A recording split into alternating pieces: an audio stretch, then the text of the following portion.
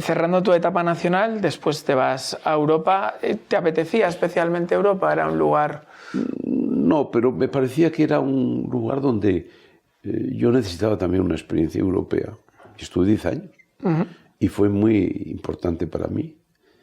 Fue muy importante para mí para darme cuenta que Europa vivía una crisis que no era política ni económica, sino una crisis de fundamentos. Europa vive una crisis que si no se corrige te lleva a la nada, a la desaparición, en un eje más pacífico que atlántico, ¿no?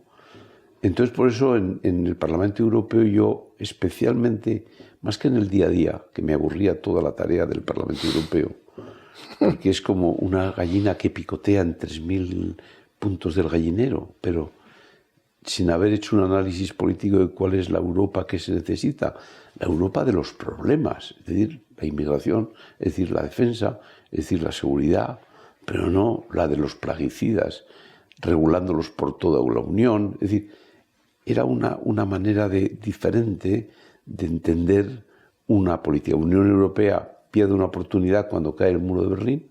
Había que haber hecho un proyecto político sólido, de fundamentos, para que sea alternativo a lo que era el fracaso del muro. Se trató de hacer una constitución, fracasó, y luego ya fue derivando a una Europa de ocurrencias. Y entonces yo voy entendiendo y comprendiendo que en la Unión Europea, en el Parlamento Europeo, sucede lo que pasa en Naciones Unidas o lo que pasa en la UNESCO, es decir, que hay un nuevo orden que pretende implementarse allí. Y entonces yo allí me doy cuenta, y soy el vicepresidente primero del grupo, encargado de la estrategia política del Partido Popular. Quiero crear un observatorio de valores dentro del grupo y no me lo permiten. En la práctica, los franceses, los búlgaros, incluso algunos portugueses no quieren. Yo creo que hay que hablar de fundamentos, que es lo que está sucediendo en Europa. Por eso es mi etapa última. Es decir, la experiencia europea me lleva a defender una fundación Valor y Sociedad en España, a crear un diálogo transatlántico de valores entre Europa y América. Yo convoco a los líderes americanos allí, a los líderes muy importantes, con un éxito enorme de convocatoria.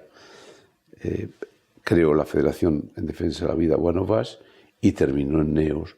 Ya convencido de que toda la experiencia en mi vida me hace decir que Occidente tiene un debate de fundamentos.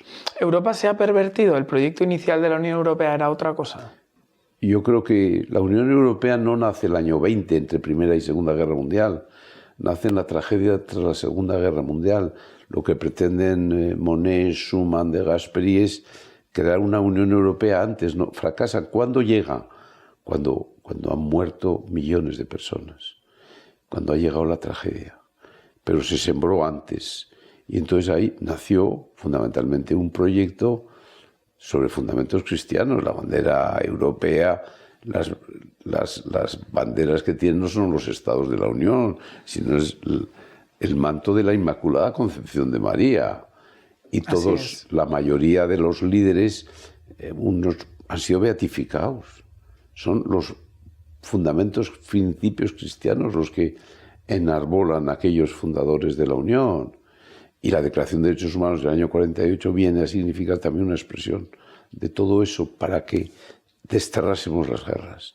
Lo que pasa es que a medida que van pasando los años, uno se va olvidando del pasado y se olvida de sus orígenes.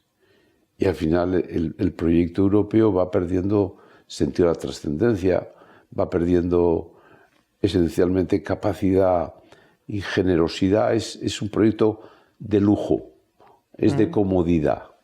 Los gobiernos nos dedicamos a hacer la Unión Europea los fines de semana. Preparamos los consejos de ministros los fines de semana. Las listas de los parlamentarios europeos no es para hacer Europa, sino simplemente es para colocar a las personas que están desubicadas en la política nacional. Y entonces al final así no se puede hacer bien la Unión Europea. Y hay una pérdida de oportunidad de Europa de hacerse como debía haber hecho durante años. Bueno, la Unión Europea es necesaria, es decir, que los estados, las naciones no pueden nunca reemplazarla. Ya no hay dimensión en cada nación, en cada estado para reemplazar la Unión, pero hace falta un poco regenerar la Unión. Ese es el proyecto en el que hay que trabajar.